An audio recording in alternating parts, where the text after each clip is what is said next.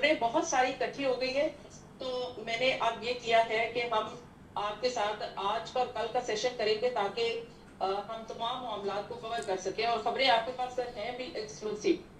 تو سب سے پہلے ڈسکس کر لیتے ہیں آج ٹوٹلی کہ اس وقت جو ملکی معاملات چل رہے ہیں، ملکی حالات چل رہے ہیں اور حکومت کے جو حالات ہیں، اس میں ایک کیس جو ہے وہ اتنا زیادہ ڈسکس ہو رہا ہے کہ سمجھ نہیں آ رہی ہے، کوئی ٹوسٹ اس کو کچھ دے رہا ہے، کوئی کہہ رہا ہے کہ یہ جی مظلوم ہے اور کوئی کہہ رہا ہے کہ مجرم ہے۔ اب سمجھ نہیں آ رہی کہ معاملہ ہے کیا۔ یہ غیر ملکی خواتین کا اور ریپ کا کیس ہے، اور اس میں آپ کیا دیکھتے ہیں؟ ابھی تک آپ کو کیا سمجھ آئی ہے کہ یہ معاملہ ہے کیا واقعی جینوئن کیس ہے؟ دیکھیں اس میں فیر بات کرنی چاہیے۔ ایک چیز تو یعنی وہ ڈار فیملی، شریف فیملی، حکومت، نظام، ادارے ایک بات پہ تو سب مان رہے ہیں، ٹاؤٹس بھی مان رہے ہیں جو تنخواہ دار ملازم ہیں اس نظام کے، چاہے حکومت کی طرف سے ہو یا حکومت کے سپورٹر کی طرف سے ہو، ایک بات تو سب تسلیم کر رہے ہیں کہ یہ اغوا برائے تاوان کا کیس تو ہے، یہ بات تو سارے مان رہے ہیں۔ اب اس میں پہلا سوال یہ ہے کہ اگر آپ یہ بات مان رہے ہیں کہ اغوا برائے تاوان کا کیس ہے، اور آپ یہ بھی ایکسیپٹ کر رہے ہیں کہ جو رضا ڈار ہیں، جو اسحاق ڈار صاحب کے نواسے ہیں، کہ انہوں نے ان خواتین کے ساتھ انویسٹمنٹ کی ہوئی تھی کرپٹو میں، تو پہلا سوال یہ ہے کہ جب انہوں نے کرپٹو میں انویسٹمنٹ کی تو کیا انہوں نے یہاں پہ پیسے ڈکلیئر کیے تھے؟ کیونکہ شریف خاندان کا اس سے پہلے پاناما کیس بھی یہ تھا، جب ان کے فلیٹس پکڑے گئے اور عدالت نے پوچھا کہ پیسے آئے کہاں سے، پیسے کمائے کیسے، بھجوائے کیسے، رسیدیں کہاں پر ہیں، تو کچھ بھی ان کے پاس نہیں تھا۔ اب پہلا سوال یہ، ابھی تک منی لانڈرنگ کا کیس ان پہ نہیں بنا، ابھی تک ایف آئی اے نے نہیں پوچھا، ابھی تک اسٹیٹ بینک نے نہیں پوچھا، ابھی تک ایف بی آر نے چیک نہیں کیا کہ انہوں نے ڈکلیئر کیے تھے نہیں کیے تھے، کسی ادارے کی کان پہ جون تک نہیں رینگی کہ یہ پیسہ آیا کہاں سے تھا اس کے پاس، رضا ڈار کے پاس۔ دوسرا جو سوال ہے وہ یہ ہے کہ کیا فورن آفس، اتنا زیادہ سوشل میڈیا پہ بات ہو رہی ہے کہ اسحاق ڈار صاحب کا آفس براہ راست ملوث تھا ان کے ویزے لگوانے میں، ابھی تک فورن آفس نے ذرائع سے بھی تردید نہیں کی کہ نہیں فورن آفس اس میں انوالو نہیں تھا۔ پھر تیسری جو بات سامنے آ رہی ہے وہ یہ آ رہی ہے کہ ایئرپورٹ پہ ان کو ریسیو کرنے کے لیے بھی کچھ ایسے لوگ موجود تھے جن کا کام نہیں تھا ان کو ایئرپورٹ پہ ریسیو کرنا، اس حوالے سے بھی کوئی کسی طرح کی کلیریفیکیشن نہیں آ رہی۔ چوتھی بات، شریف خاندان کی طرف سے ابھی تک ایک بھی آن ریکارڈ کلیریفیکیشن نہیں آئی کہ کوئی ریپ نہیں ہوا، کوئی ایسی بات نہیں ہے، یہ الزامات غلط ہیں اور کوئی حکومت کی بیکنگ نہیں ہے۔ ٹی وی چینلز پہ چیخ چیخ کے رپورٹرز بتا رہے ہیں۔ کون سے ٹی وی چینل؟ وہ ٹی وی چینلز جن کو پچھلے 4 برسوں میں حکومتیں 50-60 ارب کی اشتراء دے چکی ہیں، جو آج بھی جن کے اتنے کام یہ حکومت کرتی اور کرواتی ہے، ان ٹی وی چینلز پہ رپورٹرز آن ریکارڈ یہ کہہ رہے ہیں کہ حکومت اس کیس کو بند کرنا چاہتی ہے۔ حکومت ابھی اے آر وائی پہ ہماری میمن صاحبہ کے پروگرام میں ایک رپورٹر شاید بابر صاحب جو ہیں، انہوں نے کسی نے بتایا کہ حکومت کا دباؤ ہے کہ رضا ڈار کو اس میں سے نکالیں۔ فیصل وارڈن نے ٹویٹ کیا کہ حکومت 164 کے بیانات بدلنا چاہتی ہے، میڈیکل رپورٹس بدلنا چاہتی ہے، لیکن کوئی ان کو نہ پیکا کا نوٹس گیا، نہ این سی سی آئی اے نے نوٹس کیا، نہ حکومت نے چوں چراں کیا، نہ نون لیگ کے سوشل میڈیا نے ان کو رسپونڈ کیا۔ تو اس وقت یعنی 2 چیزوں پہ ہو گیا کنسنسس۔ پہلا کنسنسس ہو گیا کس چیز پہ کہ یہ اغوا برائے تاوان کا کیس تھا، دوسرا کنسنسس ہو گیا کہ حکومت کا دباؤ تو ہے کہ اس کو نکالیں رضا ڈار کو۔ اب اصل جو بات ہے وہ یہ ہے کہ، اور یہ بھی ہو گیا کہ انہوں نے انویسٹمنٹ کی ہوئی تھی۔ جو ایک کریڈٹ جاتا ہے پنجاب حکومت کو اور مریم نواز کی حکومت کو کہ دیکھیں کہ نائب وزیر اعظم ہوتے ہوئے رضا ڈار کے اوپر آپ یہ دیکھیں کہ ان کے اوپر ایف آئی آر درج ہو گئے۔ میڈم آپ، مجھے پتا ہے کہ آپ کیوں یہ سوال کر رہی ہیں، ورنہ آپ اتنی سادہ نہیں ہیں کہ آپ، میں سمجھ رہا ہوں کہ آپ چاہتی ہیں کہ میں اس پہ بات کروں، ورنہ آپ کو بھی پتا ہے کہ یہ ایف آئی آر پنجاب حکومت نے نہیں کروائی۔ اور اب یاسر شامی جو سٹوری لے کر آئے ہیں، جو سی سی ٹی وی فوٹیجز لے کر آئے ہیں، اس نے کچا چٹھا کھول کے رکھ دیا ہے کہ دعویٰ یہ کیا گیا، پولیس کی پریس آفیشیل موجود ہے کہ 15 پہ کال آئی بیرون ملک سے، اور اس 15 کی کال کے اوپر madam C M Punjab madam Maryam Nawaz انہوں نے حکم دیا کہ 2 گھنٹوں میں مجھے لڑکیاں بازیاب چاہیے، اور پولیس نے کہا آپ کو پتا ہے اس وقت ہم امریکہ کی فورسز سے بھی آگے، 2 گھنٹے میں ہم نے میڈم کے کہنے پہ لڑکیوں کو بازیاب کر دکھایا۔ اب فوٹیجز سامنے آ گئی ہیں کہ وہ جھوٹ تھا۔ ان لڑکیوں کو 2 دن کمپلینٹ کے بعد ان کو بازیاب نہیں کروایا پولیس نے.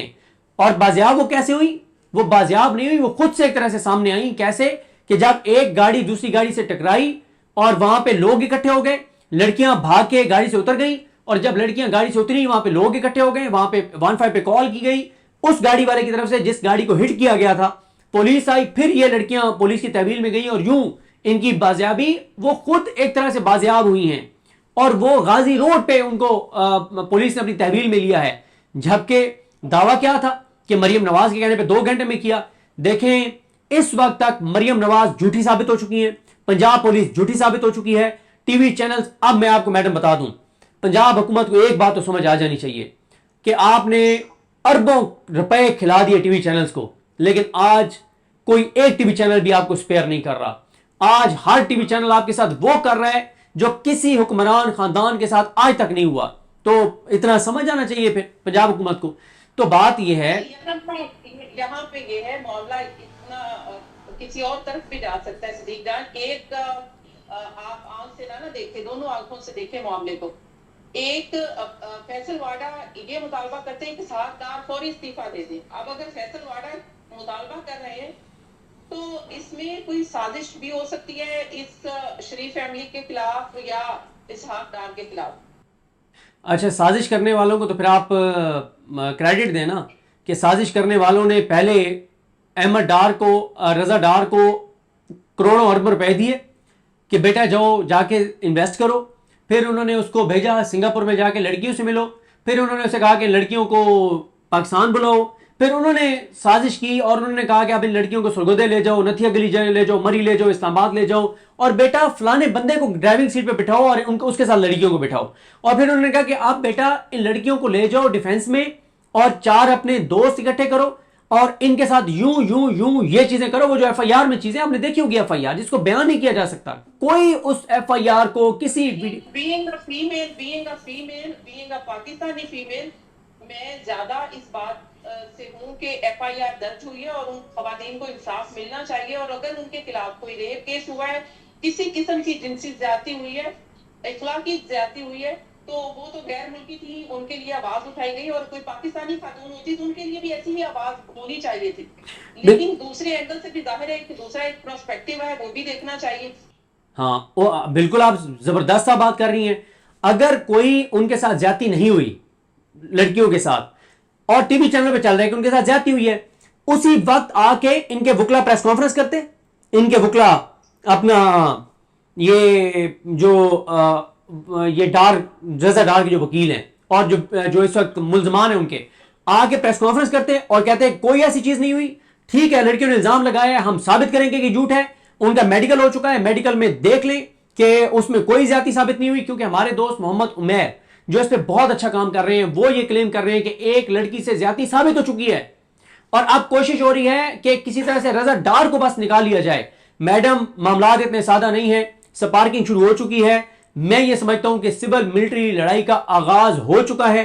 یہ وہ پوائنٹ ہے جو سول ملٹری اختلافات کی بنیاد بنے گا اور بن چکا ہوگا. دیکھیں ٹی وی چینل سانس بھی کہیں سے پوچھے بغیر نہیں لے سکتے, اور ٹی وی چینل جس طرح سے اسحاق ڈار کی اور ان کی فیملی کی تصویریں چلا رہے ہیں کچھ سادہ بات ہے.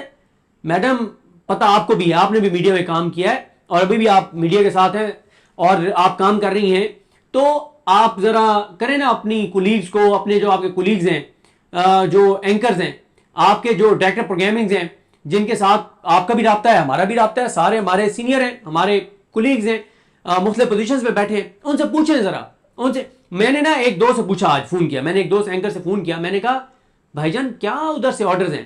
کہتے ہیں کہ پہلی بار ہوا ہے کہ ہمیں کوئی ڈائریکشن نہیں آئی, بلکہ ہم نے جب میسج کیا کہ سر اس ٹاپک کے اوپر کیا ہم پروگرام کر لیں, تو کہتے ہیں ڈبل ٹک ہوا, ڈبل ٹک کہ انہوں نے پڑھ لیا ہے لیکن رپلائی نہیں کیا. میں نے کہا یہ مشرقی معاشرہ ہے, خاموشی کو ہاں سمجھو, ٹھیک ہے.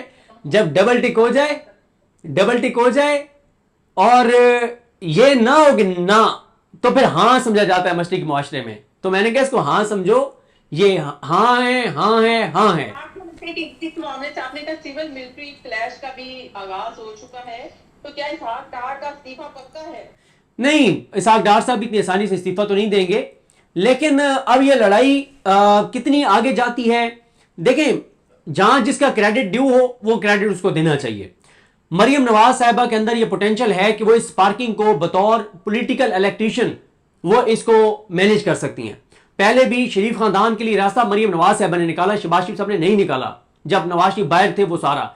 अब भी नवाज शरीफ का मैंडेट शहबाज शरीफ के पास नहीं है, मरियम नवाज साहिबा के पास है।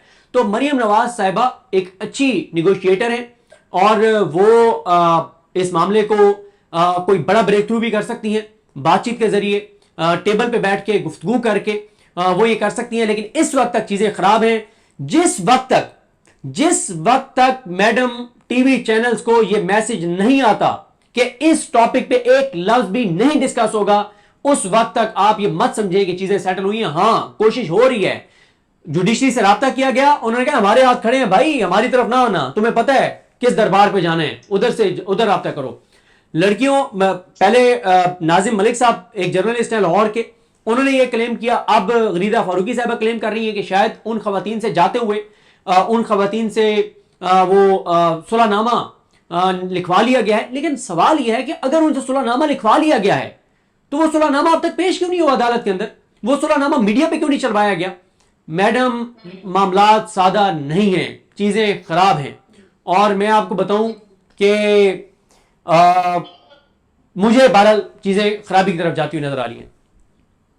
यानी कि ये मामला जो है हुकूमत के खात्मे तक भी जा सकता है और इसमें जो खास एस्टेब्लिशमेंट है वो इस हुकूमत को सपोर्ट नहीं करेगी इस मामले में। हाँ, ये बात बिल्कुल ठीक है। और ये अभी कहना बहुत बहुत कबल अज़ वक्त है कि ये चीजें हुकूमत के खात्मे का सब। देखें, हुकूमत ने जाना तो है, उसकी वजह यह है कि 4 साल में मुल्क को 40 साल पीछे ये ले गए हैं। 1 साल और आप इनको चलाएंगे तो 50 साल पीछे मुल्क चला जाएगा, 2 साल और चलाएंगे 60 साल पीछे चला जाएगा। और अफगानिस्तान बहुत सारी चीजों में आपसे आगे निकल गया, बांग्लादेश तो बहुत ही आगे निकल गया आपसे। आपकी तो हालत यह है कि दुनिया के जिन मुल्कों का तज़हीक से नाम लिया जाता था वो मुल्क बहुत सारे इंडिकेटर्स में आपसे आगे निकल गए। तो क्या 25 करोड़ का मुल्क है, कोई मजाक है? हर साल 80 लाख नए बच्चे पैदा हो रहे हैं, 80 लाख। क्या करेंगे आप मुल्क का? 2 करोड़ 70 लाख बच्चा स्कूल से बाहर है, 59 लाख लोग मुकम्मल तौर पर बेरोजगार हैं, 86 लाख बच्चे चाइल्ड लेबर के शिकार हैं, 5 साल से कम उम्र 40% बच्चों की स्टंटेड ग्रोथ है। मुतबादिल भी तो सजेस्ट कर देना सदीक जान, कोई शहबाज शरीफ साहब का मुतबादिल सजेस्ट करके नाम बताएं, एक नाम कि ये शहबाज शरीफ साहब का मुतबादिल है, तो फिर तो बात बन जाएगी मेरे ख्याल से। देखें, अगर आपने किसी की जाती खुशामद गुलामी के लिए कहना है तो उसमें भी बहुत लोग हैं। शहबाज शरीफ साहब की जगह आज मरियम नवाज साहबा को बिठा दें, वो शहबाज शरीफ से ज्यादा डिलीवर करेंगी जो क्राइटेरिया आप फरमा रही हैं उसके मुताबिक। लेकिन अगर आपने मुल्क चलाना है, फिर ना शहबाज शरीफ, ना नवाज शरीफ, ना मरियम नवाज, ना बिलावल भुट्टो जरदारी, फिर आप नया तजर्बा कोई कर लें, 6 महीने 8 महीने साल और कर लें, कोई टेक्नोक्रेट्स की गवर्नमेंट ले आए, कौन ले आए, अल्टीमेटली इस नतीजे पे आप पहुंचेंगे और आपको करना पड़ेगा कि अवाम ने जिसको वोट दिया है, जिसको मैंडेट दिया है, इक़्तिदार उनके हवाले करें, वो मुल्क को चला सकते हैं, इसके अलावा कोई नहीं चला सकता। हर आने वाले दिन के साथ चीजें खराब हो रही हैं। खबरें बहुत सारी इकट्ठी हो गई है, तो मैंने अब ये किया है कि हम आपके साथ आज और कल का सेशन करेंगे ताकि हम तमाम मामलात को कवर कर सकें और खबरें आपके पास हैं भी एक्सक्लूसिव। तो सबसे पहले डिस्कस कर लेते हैं आज टोटली कि इस वक्त जो मुल्की मामलात चल रहे हैं, मुल्की हालात चल रहे हैं और हुकूमत के जो हालात हैं, इसमें एक केस जो है वो इतना ज्यादा डिस्कस हो रहा है कि समझ नहीं आ रही है। कोई ट्विस्ट उसको कुछ दे रहा है, कोई कह रहा है कि ये जी मजलूम है और कोई कह रहा है कि मुजरिम है। अब समझ नहीं आ रही कि मामला है क्या। ये गैर मुल्की खवातीन का और रेप का केस है, और इसमें आप क्या देखते हैं? अभी तक आपको क्या समझ आई है कि ये मामला है क्या वाकई जेन्युइन केस है? देखिए, इसमें फेयर बात करनी चाहिए। एक चीज़ तो यानी वो डार फैमिली, शरीफ फैमिली, हुकूमत, निज़ाम, इदारे, एक बात पे तो सब मान रहे हैं, टाउट्स भी मान रहे हैं जो तनख्वाहदार मुलाजिम हैं इस निज़ाम के, चाहे हुकूमत की तरफ से हो या हुकूमत के सपोर्टर की तरफ से हो। एक बात तो सब तस्लीम कर रहे हैं कि ये अगवा बराए तावान का केस तो है, ये बात तो सारे मान रहे हैं। अब इसमें पहला सवाल ये है कि अगर आप ये बात मान रहे हैं कि अगवा बराए तावान का केस है اور آپ یہ بھی ایکسیپٹ کر رہے ہیں کہ جو رضا ڈار ہیں، جو اسحاق ڈار صاحب کے نواسے ہیں، کہ انہوں نے ان خواتین کے ساتھ انویسٹمنٹ کی ہوئی تھی کرپٹو میں. تو پہلا سوال یہ ہے کہ جب انہوں نے کرپٹو میں انویسٹمنٹ کی تو کیا انہوں نے یہاں پہ پیسے ڈکلیئر کیے تھے؟ کیونکہ شریف خاندان کا اس سے پہلے پاناما کیس بھی یہ تھا، جب ان کے فلیٹس پکڑے گئے اور عدالت نے پوچھا کہ پیسے آئے کہاں سے، پیسے کمائے کیسے، بھجوائے کیسے، رسیدیں کہاں پر ہیں، تو کچھ بھی ان کے پاس نہیں تھا. اب پہلا سوال یہ، ابھی تک منی لانڈرنگ کا کیس ان پہ نہیں بنا، ابھی تک ایف آئی اے نے نہیں پوچھا، ابھی تک اسٹیٹ بینک نے نہیں پوچھا، ابھی تک ایف بی آر نے چیک نہیں کیا کہ انہوں نے ڈکلیئر کیے تھے نہیں کیے تھے. کسی ادارے کی کان پہ جون تک نہیں رینگی کہ یہ پیسہ آیا کہاں سے تھا اس کے پاس، رضا ڈار کے پاس. دوسرا جو سوال ہے وہ یہ ہے کہ کیا فورن آفس، اتنا زیادہ سوشل میڈیا پہ بات ہو رہی ہے کہ اسحاق ڈار صاحب کا آفس براہ راست ملوث تھا ان کے ویزے لگوانے میں. ابھی تک فورن آفس نے ذرائع سے بھی تردید نہیں کی کہ نہیں، فورن آفس اس میں انوالو نہیں تھا. پھر تیسری جو بات سامنے آ رہی ہے وہ یہ آ رہی ہے کہ ایئرپورٹ پہ ان کو ریسیو کرنے کے لیے بھی کچھ ایسے لوگ موجود تھے جن کا کام نہیں تھا ان کو ایئرپورٹ پہ ریسیو کرنا. اس حوالے سے بھی کوئی کسی طرح کی کلیریفیکیشن نہیں آ رہی. چوتھی بات، شریف خاندان کی طرف سے ابھی تک ایک بھی آن ریکارڈ کلیریفیکیشن نہیں آئی کہ کوئی ریپ نہیں ہوا، کوئی ایسی بات نہیں ہے، یہ الزامات غلط ہیں اور کوئی حکومت کی بیکنگ نہیں ہے. ٹی وی چینلز پہ چیخ کے رپورٹرز بتا رہے ہیں. کون سے ٹی وی چینل؟ وہ ٹی وی چینلز جن کو پچھلے 4 برسوں میں حکومتیں 50-60 ارب کی اشتراء دے چکی ہیں، جو آج بھی جن کے اتنے کام یہ حکومت کرتی اور کرواتی ہے. ان ٹی وی چینلز پہ رپورٹرز آن ریکارڈ یہ کہہ رہے ہیں کہ حکومت اس کیس کو بند کرنا چاہتی ہے. حکومت ابھی اے آر وائی پہ ہماری میمن صاحبہ کے پروگرام میں ایک رپورٹر شاید بابر صاحب جو ہیں، انہوں نے کسی نے بتایا کہ حکومت کا دباؤ ہے کہ رضا ڈار کو اس میں سے نکالیں. فیصل وارڈن نے ٹویٹ کیا کہ حکومت 164 کے بیانات بدلنا چاہتی ہے، میڈیکل رپورٹس بدلنا چاہتی ہے، لیکن کوئی ان کو نہ پیکا کا نوٹس گیا، نہ این سی سی آئی اے نے نوٹس کیا، نہ حکومت نے چوں چراں کیا، نہ نون لیگ کے سوشل میڈیا نے ان کو ریسپونڈ کیا. تو اس وقت یعنی 2 چیزوں پہ ہو گیا کنسنسس. پہلا کنسنسس ہو گیا کس چیز پہ کہ یہ اغوا برائے توان کا کیس تھا. دوسرا کنسنسس ہو گیا کہ حکومت کا دباؤ تو ہے کہ اس کو نکالیں رضا ڈار کو. اب اصل جو بات ہے وہ یہ ہے کہ، اور یہ بھی ہو گیا کہ انہوں نے انویسٹمنٹ کی ہوئی تھی.